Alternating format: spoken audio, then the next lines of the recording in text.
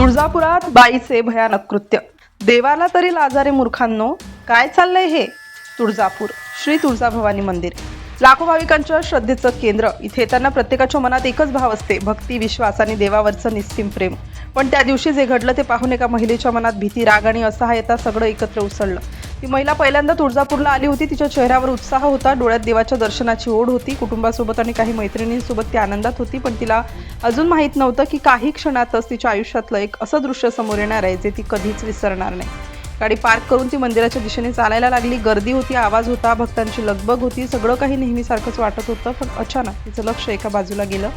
रस्त्याच्या कडेला काहीतरी विचित्र दिसत होतं. सुरुवातीला तिला वाटलं कदाचित साधा कचरा असेल, पण जवळ गेल्यावर तिच्या पायाखालची जमीन सरकली. ते फक्त कचरा नव्हता, तिथे काहीतरी वेगळंच पसरलेलं होतं. अशा वस्तू होत्या ज्या पाहून कुणाच्याही अंगावर काटा येईल. तिने एकदा डोळे चोळले, पुन्हा पाहिलं, पण दृश्य बदललं नव्हतं.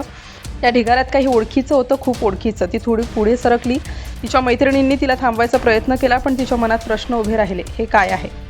जशी ती अजून जवळ गेली तसं तसं तिचं हृदय जोरजोरात धडधडायला लागलं. तिच्या चेहऱ्यावरचा आनंद पूर्णपणे गायब झाला होता आणि ती त्या ढिगाऱ्यासमोर उभी होती आणि तिला जे दिसलं ते पाहून तिचा संताप अनावर झाला.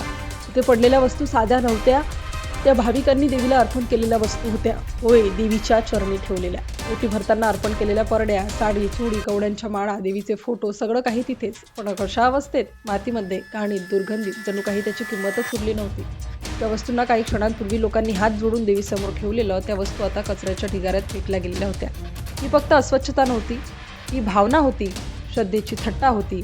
महिलेच्या डोळ्यात पाणी आलं, पण ते दुःखाचं नव्हतं, तो राग होता. तिने आजूबाजूला पाहिलं, लोक एकजा करत होते, कुणालाही काही फरक पडत नव्हता.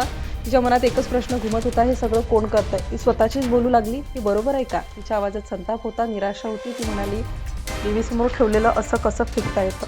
तिच्या मैत्रिणींनी तिला शांत करण्याचा प्रयत्न केला, पण ती शांत होण्याच्या स्थितीत नव्हती. तिनं मोबाईल काढला आणि त्या सगळ्या दृश्याचा व्हिडिओ बनवायला सुरुवात केली. ती फक्त प्रत्येक गोष्ट दाखवत होती, प्रत्येक तपशील. जणू काही ती जगाला विचारत होती, हे बघा, हे योग्य आहे का? तिच्या आवाजात थरथर होती, पण शब्द स्पष्ट होते. ती म्हणाली, मी इथे पुन्हा कधीच येणार नाही.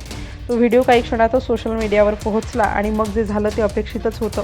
व्हिडिओ व्हायरल झाला, लोकांनी पाहिला, प्रतिक्रिया दिल्या, संताप व्यक्त केला. प्रश्न उभे राहिले, हे कोणाचं चुकतंय? मंदिर प्रशासनाचं की भाविकांचंच? श्रद्धा इतकी स्वस्त झाली आहे का की अर्पण केल्यावर लगेच ती कचऱ्यात टाकली जाते?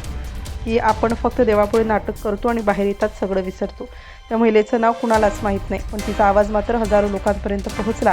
कारण शेवटी तिने काही चुकीचं केलं नव्हतं, तिने फक्त तेच दाखवलं जे खरंच घडत होतं.